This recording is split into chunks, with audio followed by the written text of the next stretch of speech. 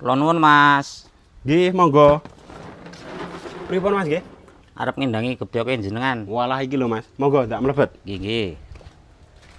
Lah iki lho Mas gebyoke Mas. Iki gebyok lek gawe jaman Majapahit biyen Mas. Lek gawe ora nggo gerji Mas, gur ditatah karo dipetheli. Jenenge jaman biyen ora ngono gerji. Ki pira Mas regane wi?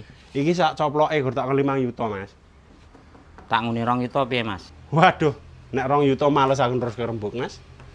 Lah wis dipantai terong ya, Mas. Lah kok teter to Mas? Lah wong rayap lho ora tedas. Cara rayap ki nekat, protol untune. Iki ki ora iso rusak lho Mas.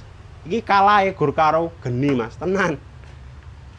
Gek iki netok jebuk telu-telune, engko tak bonusi keris sepasang.